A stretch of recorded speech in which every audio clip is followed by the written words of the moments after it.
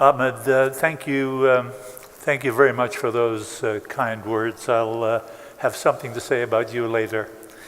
Dr. Habib, distinguished guests, members of the Society. Firstly, I should like to thank Dr. Abdul Rahman Al-Saba and the other members of the Scientific Committee for inviting me to do this presentation. And I must thank SANS in general for the honor that has been bestowed upon me today. I'm very grateful, I'm very honored. As I look at the program for today and the ensuing several days with the type of scientific presentations that I see listed there, it brings home to me how much things have changed and how far things have advanced since my arrival in the kingdom some 25 years ago. You won't get much science out of this address. I really propose to tell the story of how 2 years, which is what it was supposed to be when I came, morphed into 25 years, which is almost 1/3 of my life. However, I hope it's not going to be just the ramblings of another old man, and you have my permission to have a postprandial nap if you wish. It's curious how chance circumstances sometimes play such a role in shaping our lives. This quote is from a journal called The American Psychologist. And in that particular article, the authors make an attempt to put some scientific validation onto this syndrome, if you will, of chance that we are all familiar with. For example, a young new graduate physician takes a part-time job at a chronic care hospital. Essentially, it meant writing prescriptions. And there he meets a pretty nurse with a British accent. And in May of this year, we will have been married 46 years. So that's an example of chance. It was chance that brought me to Saudi Arabia. Sorry, I've gotten ahead of myself with the slide. Yeah. I'll get it. Okay. In 1989, I had been a neurosurgeon for almost 20 years. I was practicing in Ottawa. Many of you will know the beautiful city of Ottawa. I was a consultant at the Ottawa Civic Hospital with an academic appointment at the University of Ottawa. This isn't the Ottawa Civic Hospital that I left. That's the main building of more than a century ago, and it's still kind of the focal point of that campus. As I mentioned, it is a beautiful city, Ottawa. We were all happy. We were happy together, me and the other people who were in our group. We were a collegial group. In fact, 3 of us out of the 8 had been residents in the same program. And then oh, by the way, I've skipped over one because I'm having a little trouble seeing these. I actually even got my picture on the cover of a local bulletin. This was entitled The Cutting Edge because of some work we were doing with lasers in the surgical treatment of spinal cord tumors. Now this is Professor Bruce Hendrick, who was the longtime chairman of neurosurgery at the Sick Kids Hospital in Toronto. He was actually Canada's first formally trained pediatric neurosurgeon. It was him, or at least it was his retirement party, was the catalyst that led to my coming to Saudi Arabia. In the spring of 1989, that retirement party was scheduled, and like many other former residents, I traveled to Toronto to attend the party. And there I met Andrew Joquin, a name that will be known to some of you, perhaps many of you in the audience, at least the older members. And Andrew and I had been residents in the Toronto program, and I had lost track of him. I hadn't seen him for some years, and I was interested to learn that he was in Riyadh in Saudi Arabia, where he had joined a brand new hospital, the King Fahd National Guard Hospital, which was in the process of developing a neurosurgical service. Actually, it was in the process of beginning all services. So his task was to essentially begin that service. So I thought a little more of this, and then I was surprised to get a call from him later that year telling me that they were in desperate need of a locum for the month of July, and would I be interested? I talked to my wife about it. I remember well her words, because she said, "You really should go, because when will you ever get a chance to see Saudi Arabia again?" So off I went for the month of July, a rather burning hot month, if I remember correctly. I came and was alone running the small neurosurgical service, which was essentially a trauma service at the time. It was a somewhat inauspicious beginning, because Andrew Joquin picked me up at the airport, and on the way home we had a flat tire which we had to change. So I had my first experience of doing physical labor with an ambient temperature of something like 35 degrees Celsius. The month passed quickly. A bit of a kaleidoscopic sort of feeling as the days passed rapidly. And I dealt with a significant amount of trauma, but also some cold neurosurgery came in. And I'll relate several small anecdotes which showed me that like if you've seen the movie, the old movie Dorothy and the Wizard of Oz, where she realizes that she's not in Kansas anymore. Well, I realized I wasn't in Canada anymore. As physicians, we're taught to take a good history, and the hallmark of a good physician is one who listens and takes a good history. And I was in the process of doing this with an elderly Saudi lady when in the midst of it she said through the interpreter, "What's wrong with him? Why does he keep asking all these questions? Doesn't he know how to take an x-ray?" So much for the good physician history.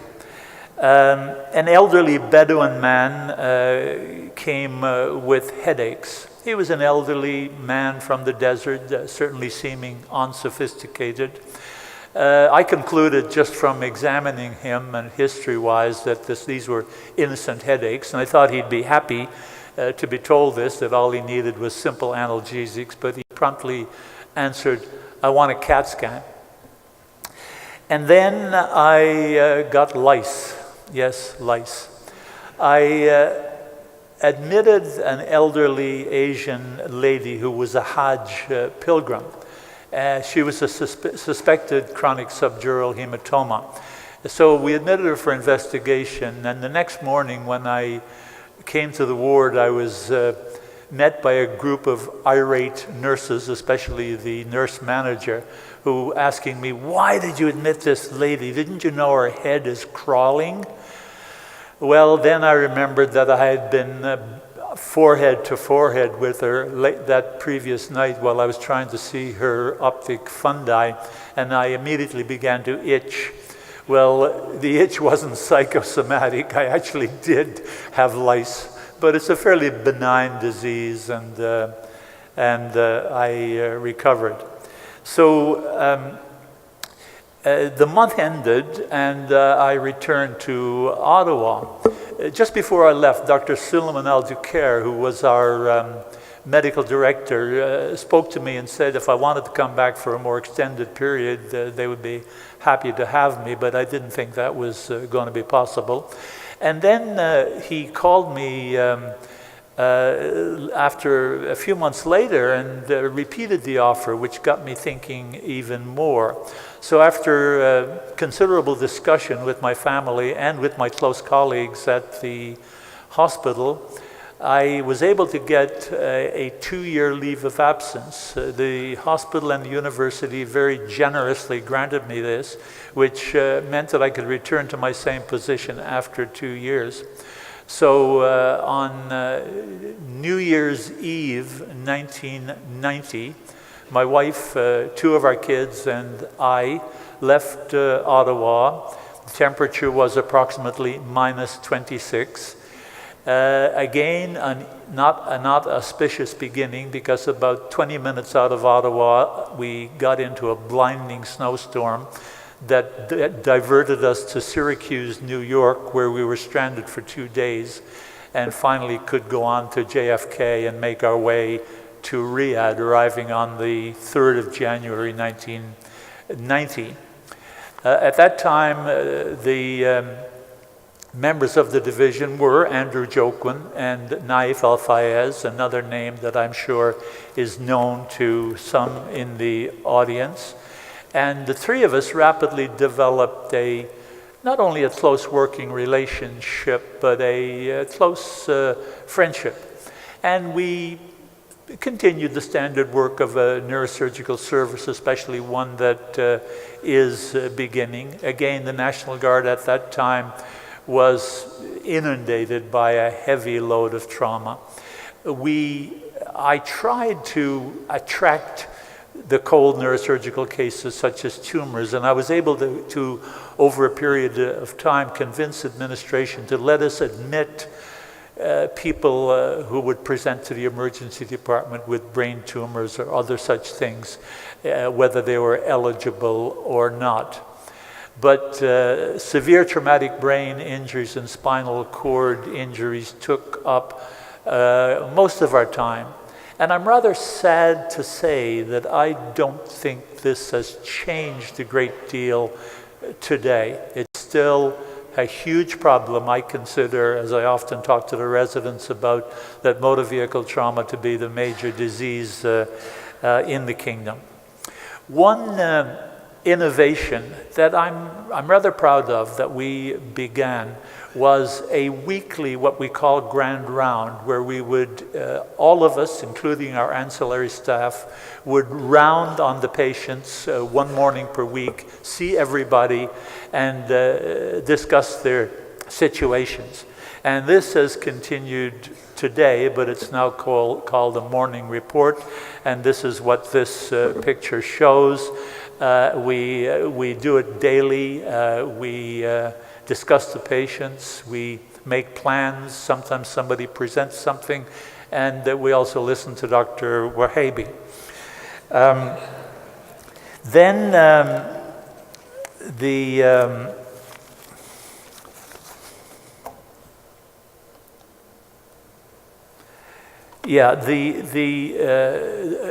I'll tell a short story that illustrates some of the problems that any beginning service may run into. Transsphenoidal pituitary procedures were not done at our hospital prior to my arrival there, but I knew how to do the procedure. And I was referred a patient with a pituitary tumor and failing vision. I'd seen a package in the operating room labeled that the Hardy transsphenoidal set. So I arranged to have the patient admitted, worked up, and ready for surgery. But fortunately, I decided to check the instruments first. Everything was there, but no speculum, no nasal speculum. You'll recognize the Hardy speculum at the top there. So we searched diligently, and finally one bright nurse had an idea, and she checked the gynecological instruments, and there was the Hardy speculum packaged with the vaginal speculum that is pictured below. So these are the things that happen. And things were proceeding well on progress being made, and then the eventful day of August 2nd, 1990 arrived, and the army of Saddam Hussein invaded Kuwait. At first, life went on as usual, but then the potential menace was realized, and General Schwarzkopf arrived, and the build-up of what became known as Desert Shield, which was the initial part of Gulf War I, this began. Now, we then began to make plans to turn our military hospital into a real military hospital with the expectation of hundreds of casualties. And this was done by curtailing admissions. In fact, except in the most extreme circumstances, they were stopped, and discharging every patient who could possibly be discharged. Reminiscent of what happened to us several months ago with the coronavirus. We then had a friendly invasion into our hospital when 2 American medical military units arrived. One was from Georgia, one from Pennsylvania. These were reservists, but they included everyone from surgeons to anesthetists, pharmacists, nurses, etc., etc. And they actually became part of our staff. They were properly credentialed, just as any new staff would be. And then we waited. We had no patients, really, because they'd been all discharged. So we waited for the hundreds of casualties that were expected.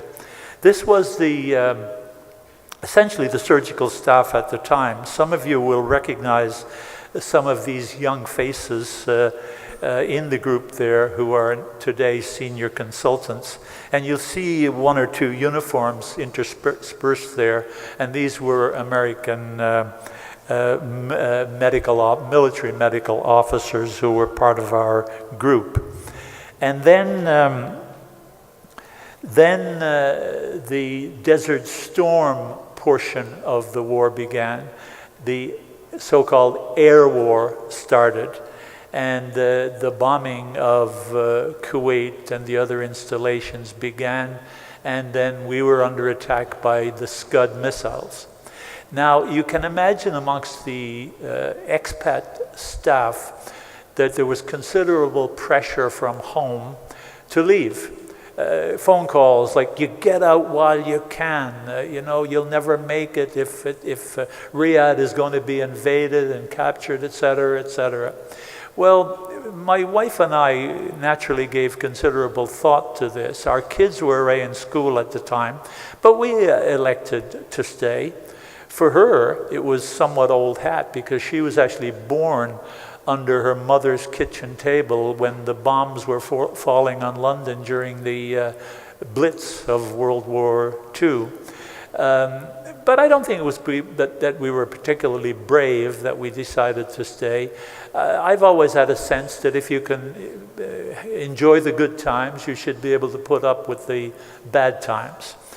However, I can tell you that when Patriots and Scuds exploded over our compound, and when some missiles landed on the city, and there were nights when we were huddling in our makeshift bunker, that we didn't feel quite so brave.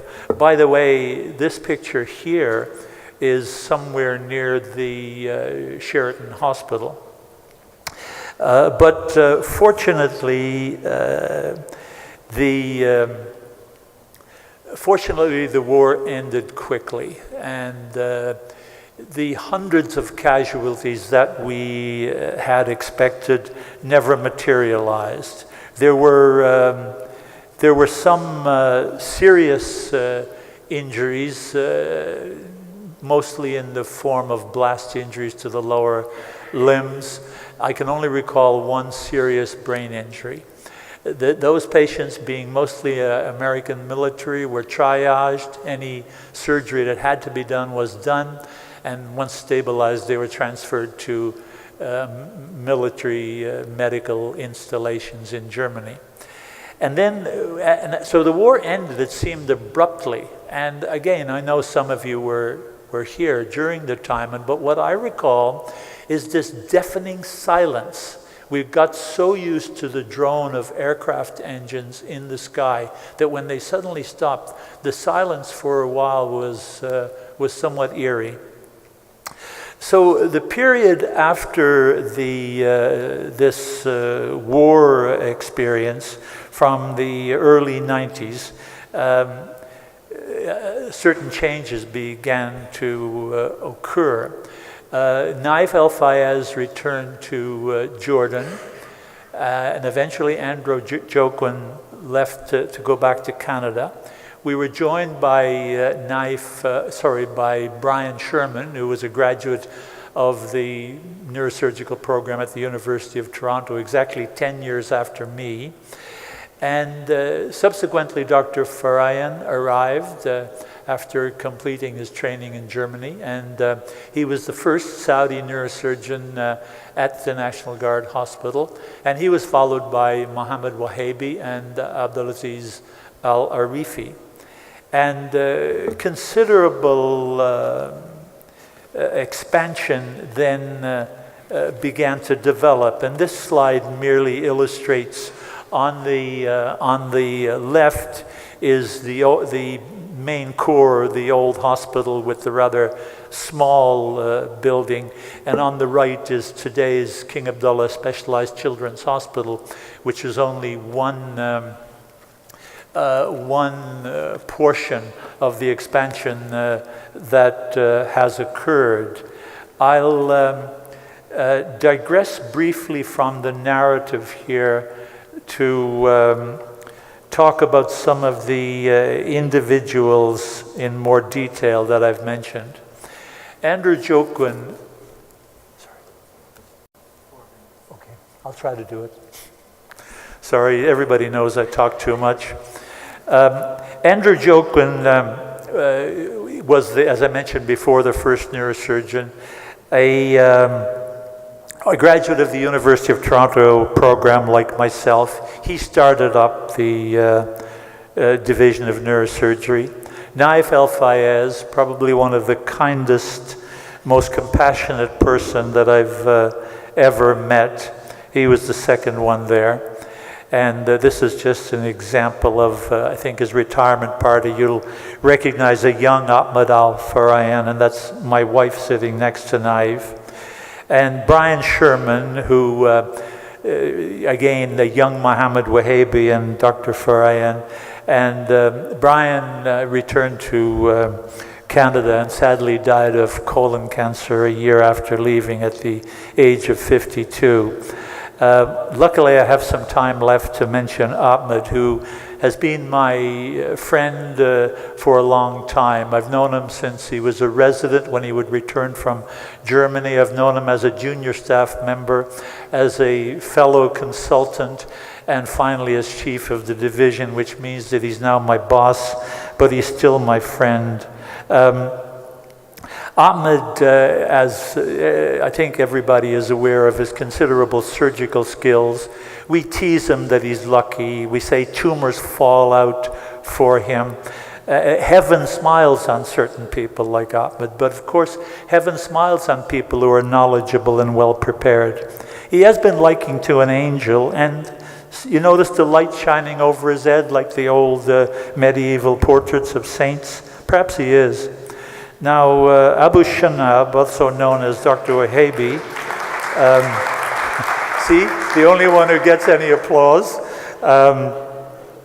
It's the only time I've ever seen him looking sad, and I don't know what was said to him there. Muhammad came with his abilities, with his endless and sometimes wicked sense of humor, his legendary early rising, etc. Here he arranges iftar parties. He climbs up and looks at the piping. Abdulaziz Arifi trained in Winnipeg with Dr. Parkinson, and as I said, was our final member. Sorry, not our final one. Dr. Murdas, I still think of him as next. And finally, our children's hospital and our 2 pediatric neurosurgeons. You don't have to get the hook out for me just yet, but let me close by saying, okay. This is our group now, grown from 3 to this vast number that you see there. Let me close by saying briefly, I'm coming to the end of my period of service in Saudi Arabia.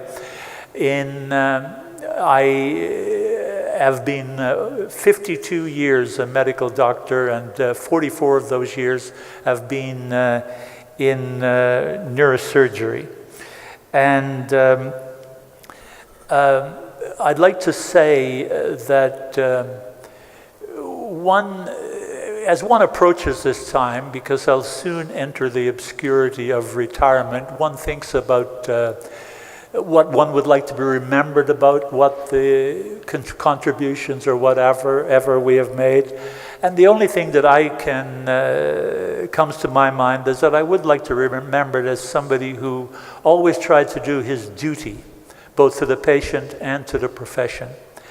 I'd like to thank all of my colleagues who have meant so much to me over the years. I'd like to thank my patients who have treated me always with respect and kindness, and even put up with my laughable attempts at the Arabic language.